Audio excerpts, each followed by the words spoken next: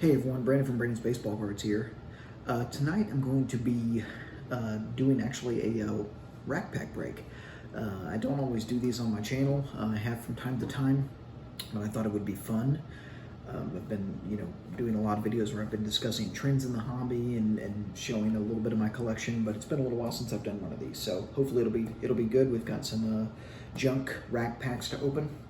Or at least they used to be junk. Now they actually have a little bit of value. The first pack I'm going to be busting into is an 86 Fleer baseball wax rack. So when we say wax rack, remember that just means it's a rack pack that has 3 wax packs in it, typically. So the big one in here is obviously Jose Canseco. There's also Paul O'Neill, Andres Galarraga rookie card, a few others.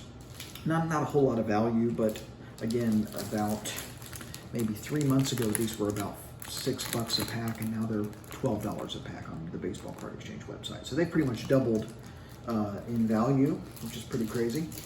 And the second one is an 87 Fleer baseball wax rack. Now, this has also seen a pretty sharp increase in the price. Still around only about $10 for one of these. So not too much. Not too big of a gamble here, but the big one in the 87 Fleer is the Barry Bonds, of course. So let's go ahead and start with the 86 Fleer. I think that might be a fun one to start with. See what we can pull. This is really kind of a fun way to spend the Sunday night. It's been kind of a long week. Actually, it's been a very long week.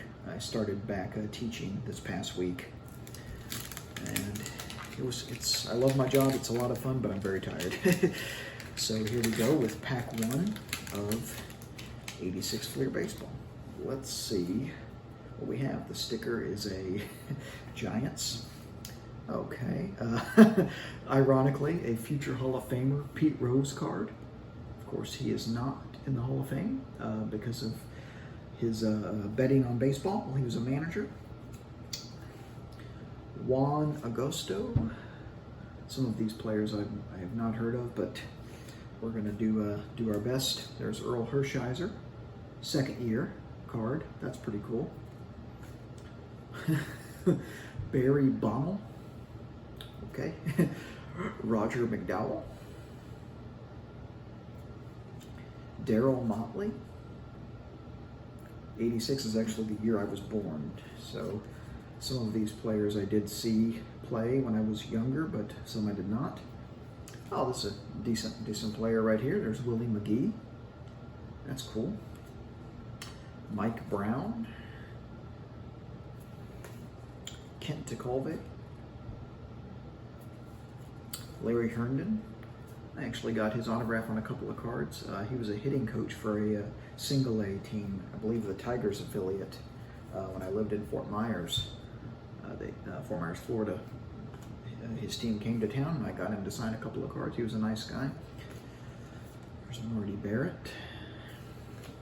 Jamie Easterly, last card in that pack. So best card in that one was definitely the Pete Rose future Hall of Famer. Like I said, it didn't work out for Pete, at least not yet. Maybe he will get in after he dies. We will see. On to pack number 2. All right. The sticker is the Atlanta Braves.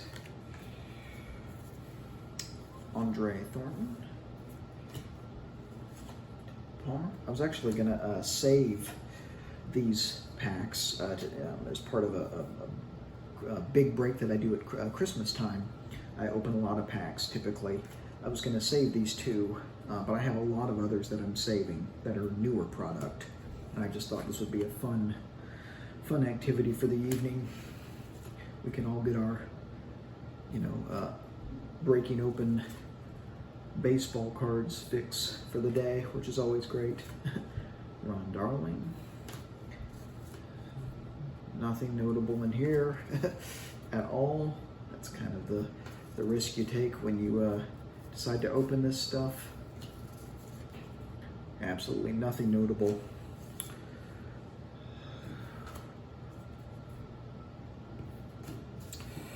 Well, that was a bust. So let's see if the last pack of the 86 Fleer baseball is any better. Here we are, the last pack.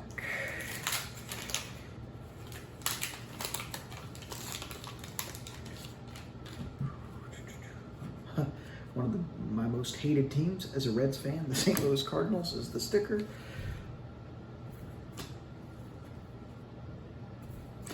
This has been pretty much a total bust so far.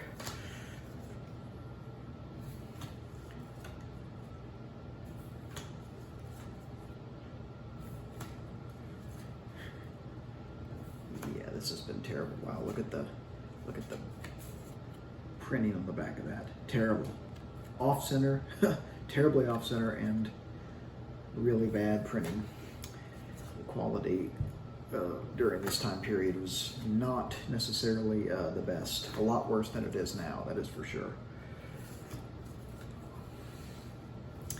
Okay, so Pedro Guerrero, probably the highlight in that pack, and really off center, and also with some printing issues, and Alan Ashby. So that rack was a total bust.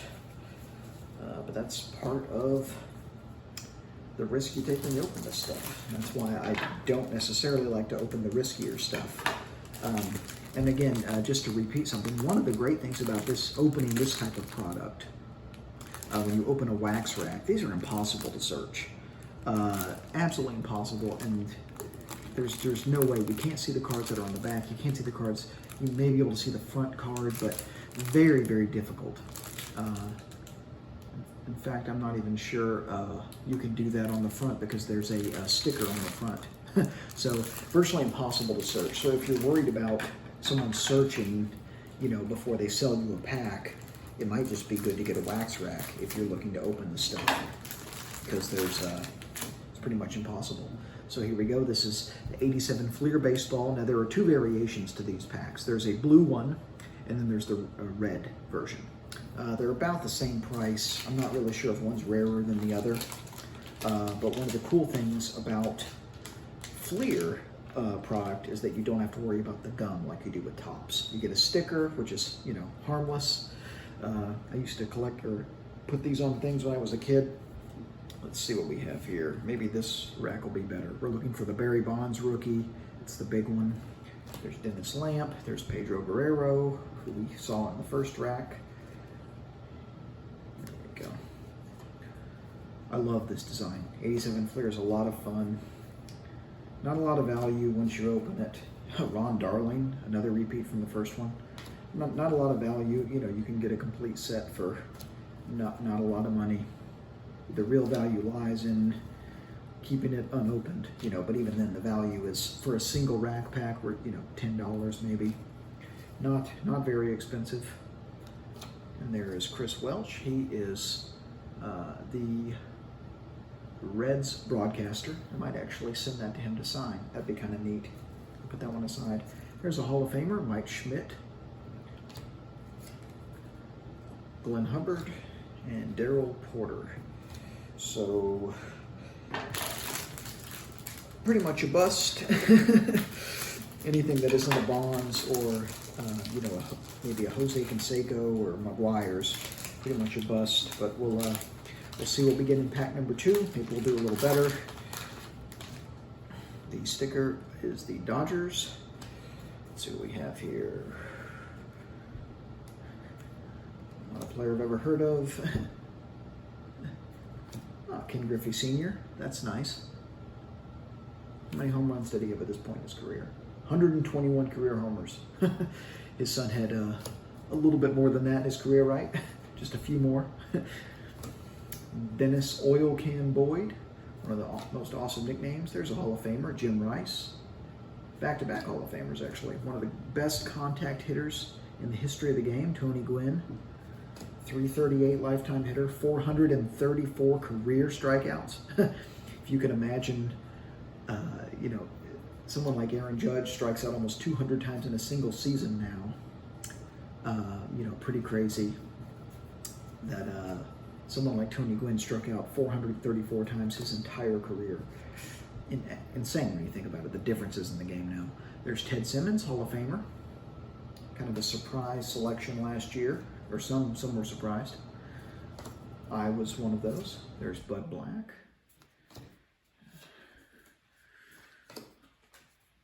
Here we go.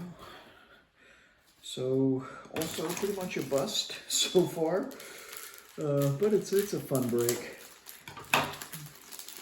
It's nice once in a while to do this type of video, and I think different people watch these types of videos than the normal watchers of my channel, which is kind of nice to have other people come into the, to come watch your videos. There's Keith Hernandez, one of the Mets broadcasters, and Seinfeld guest star. There's a Cleveland Indians sticker. This has been pretty much as bad as the first pack. Cecil Cooper, Jerry Hairston, Joe Price. Yeah, this is just brutal. Pat Perry.